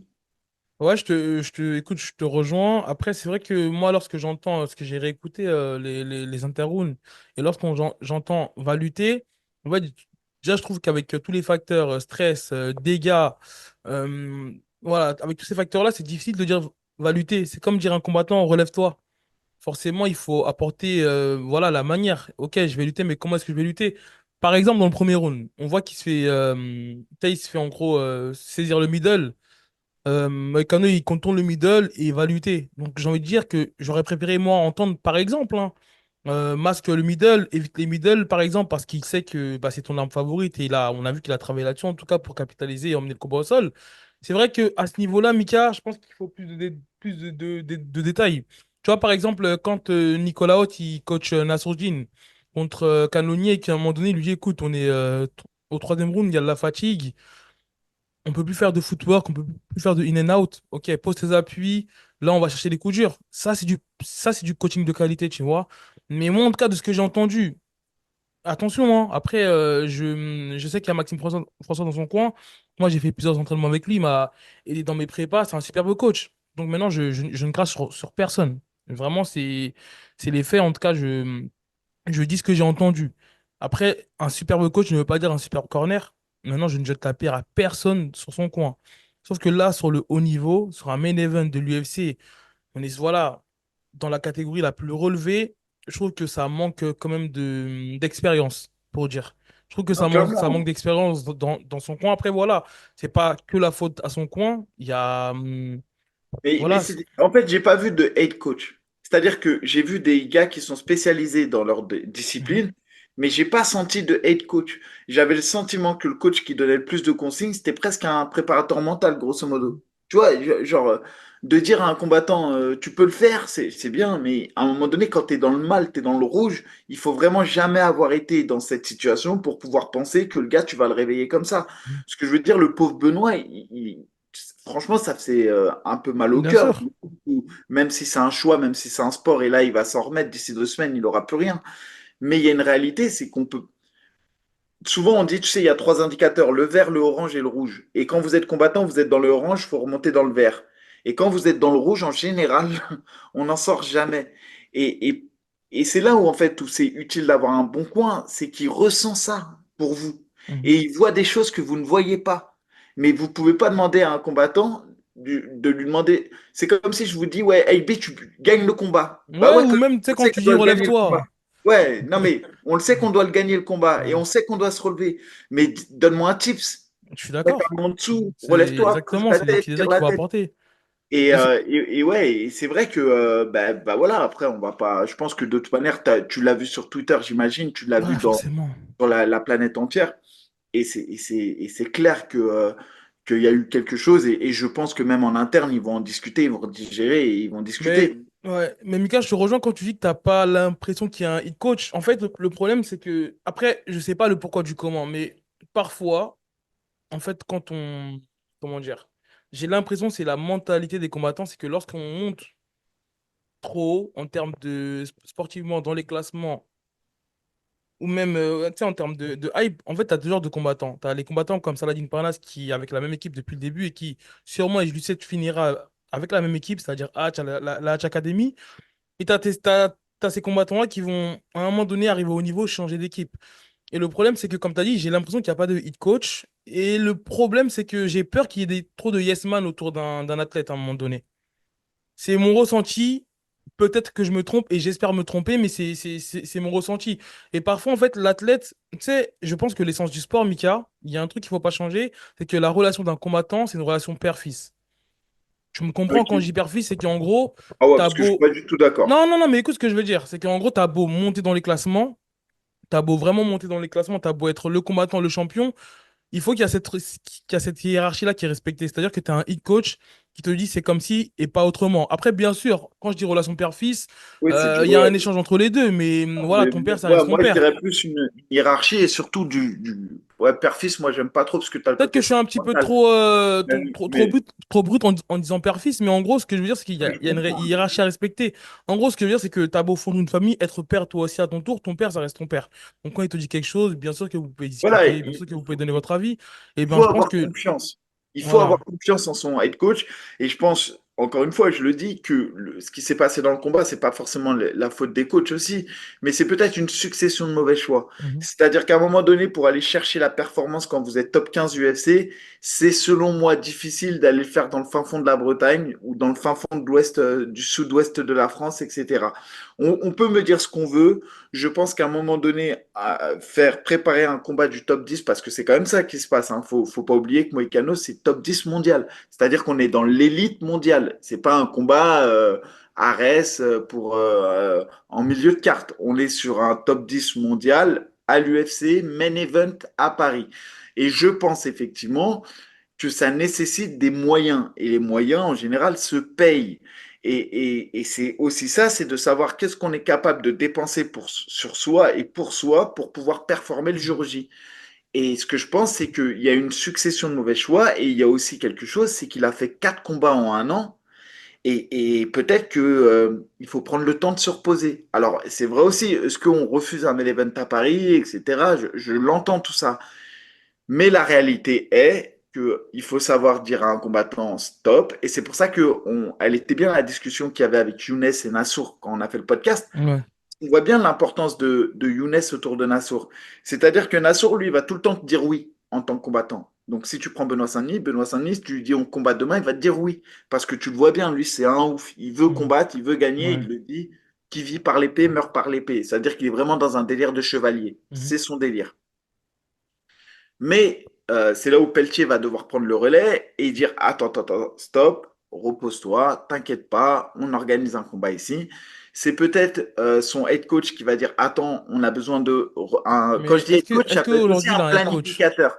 Non, mais ça peut être aussi un planificateur. Tu vois, c'est quelqu'un qui va te dire si, ça. Et quand tu regardes un peu le coaching qu'il y a eu sur les main cartes à Paris, j'ai trouvé ça très intéressant. Lopez et Nicolas Haute, Ouais. ils ont été très calmes quand ils ont donné les consignes. Alors évidemment, on n'était pas dans les mêmes situations de combat. Mais par exemple, quand tu regardes le premier round de Nassour et le premier round de Benoît Saint-Denis, Nassour n'a pas pris de dommages, mais il perd le premier round. Mais quand tu vois, comment dire, Nico donner les consignes à Nassour, il apaise son combattant. C'est-à-dire qu'il le tranquillise. Il Mhm. dit, OK, on perd le premier round. Tu le sais. C'est-à-dire, c'est bon, on revient plus dessus. Maintenant, il va falloir que tu boxes. Tu prends ta distance, tu prends ta gestion et on boxe sans se jeter. Il donne des détails précis. Quand Lopez dit à Gomis le meilleur coup de coaching qu'il fait, c'est entre le deuxième et le troisième round. Mhm. C'est-à-dire que Gomis gagne le premier round, donc tout va bien, il est content. Deuxième round, Gomis perd. Et troisième round, tu as un Lopez qui revient assez calme et qui dit OK, tout se joue sur le troisième round. D'emblée, il explique que tout va jouer sur le troisième round. Et il dit là, on va devoir peut-être aller prendre des coups. Donc tu vas monter ta garde, tu montes tes mains. On va devoir, genre, comme il dit, tu sais, tu Mettre montes le au casque. casque. Exactement, tu mets le casque et il donne ses consignes. Et d'ailleurs, Gomis, quand il fait son premier échange assez dur avec Brito qui domine, à la moindre occasion derrière, il va coller Brito. Et bon, alors à la différence encore une fois pour le coin, je pense qu'aussi peut-être ils ont été surpris par les blessures de Benoît à la fin du premier round. Ça a pu les surprendre et je pense que peut-être eux aussi n'avaient pas forcément l'expérience des main events à Paris. Ça peut être quelque chose qui eux-mêmes les a tétanisés, hein. C'est possible. C'est un facteur qui est possible, Mika. Non, c'est pour ça que je te dis, voilà, c'est ce que je dis, ça n'engage que moi.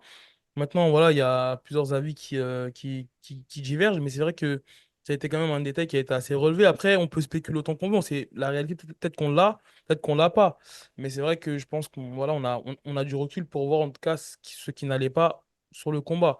Après, en termes de choix, maintenant, est-ce qu'il a fait des mauvais choix? Certains diront oui, certains diront non. Ah, en Mais tout c'est vrai cas, que quand tu te sépares d'un coach comme Daniel Warren qui est reconnu mondialement, bah, faut faire mieux.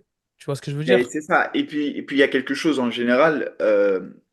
On peut critiquer nos choix, mais en général, ce qui fait qu'on a pris les meilleures décisions, c'est le résultat.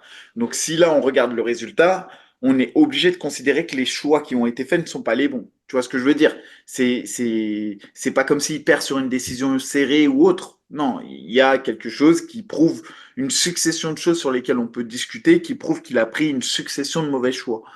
Ouais. Non, non, Maintenant, comme tu le dis, est-ce que s'il avait eu Daniel dans le camp, ça aurait été meilleur, etc. On ne le saura jamais. On peut que faire des spéculations. Par contre, là, ce qu'on peut dire, par contre, c'est que Daniel Voirin, qui est un habitué du Brésil et qui est un habitué des combattants brésiliens, clairement, jusqu'à maintenant, il a toujours sorti les game plans parfaits. Et je repense toujours à cette image contre Frévola. C'était pas un dans le vestiaire, ouais. Ouais, dans le vestiaire où ils font exactement le chaos qui amène Benoît à mettre KO Frévola. Mm. Et Mais là, même c'est contre marrant parce que, Bonfim. exactement contre Bonfim aussi avec les middle. Et là, ce qui est marrant, c'est que c'est l'inverse. C'est-à-dire que Moïcano, tu le vois travailler à l'entraînement sur la saisie du middle de Benoît Mm. et l'amener au sol. Et au premier round, en fait, Benoît met son middle et tout. T'en as qui se sont amusés à dire que c'est Daniel Warren qui a fait le game plan de Ah, les de bâtards. Moïcano. Les bâtards. Ouais. Mais voilà. Et clairement, vraiment, je pense que Benoît, il doit prendre du temps pour lui là. Et le capital santé, Mika, tu sais, moi je me rappelle d'un combat, je crois que c'était son deuxième combat à Las Vegas, où il gagne le combat par étranglement arrière, et en fait, au moment où il fait un takedown, le gars il lui met un genou, et Ouais, l'Allemand, jusqu'à présent, la il a la cicatrice. cicatrice, Benoît. Et c'est vrai que ça, on en avait parlé, je pense qu'il, ouais, c'était au moins il y a 2 ans. Ouais, va vraiment falloir qu'il fasse attention au capital santé, il est encore jeune, on a le même âge, lui et moi, il a 28 ans, tu Non, vois, mais donc, tu vois son visage mhm. dans les débuts de carrière et maintenant, son visage a vraiment changé à Benoît. Il a pris des Ouais, coups. Et c'est vrai que le capital santé, moi, j'en parle souvent. À chaque fois, les gens, je suis pas sûr qu'ils mesurent la chose. Mais si vous regardez certains combattants après leur défaite, ils ont enchaîné des 7-8 défaites consécutives. ouais. Et pourtant, ils étaient réputés imbattables. Bah, je pense à Tony Ferguson, Ferguson. Mais James Vick, j'en ai beaucoup à Lui, c'est vraiment l'UFC. ta référence, lui. Parce que James Vick, c'est un mec qui est monté dans le top 15, qui avait 7 Ouais. victoires consécutives. Il a perdu un combat, le pauvre, il s'est retrouvé aux enfers. Et c'est un peu ce qui se passe avec. Enfin, c'est pas ce qui se passe, mais c'est ce qui pourrait se passer. Et aujourd'hui, si on est très factuel, euh, sincèrement, aujourd'hui, je préfère arriver à l'UFC avec un palmarès de 6-2, un capital santé préservé et commencer à rentrer dans le top 15 comme Fares Non, Ziam. mais Mika, regarde, tu Attends, vois, attends, c'est un peu le non mais problème. laisse-moi finir. Pourquoi tu me laisses pas finir, frérot? Pourquoi tu me laisses pas finir? Je Après, on va dire, t'écoute. tu préfères quoi aujourd'hui? Avoir un palmarès de 6-2 à l'UFC, c'est être sur 4 victoires consécutives et arriver doucement dans le top 15 avec un capital santé intact, ou avoir un palmarès à l'UFC, je crois qu'il a désormais 6-5-3 ouais, 5-3 à l'UFC avec un KO, un arrêt de l'arbitre, et on se souvient du premier combat qu'il avait fait dans lequel il y a laissé des plumes, et être aujourd'hui quasiment potentiellement sortir du top 15. Mais Ce que je veux Mika, dire, je ne dis ouais. pas que tu dois faire un choix.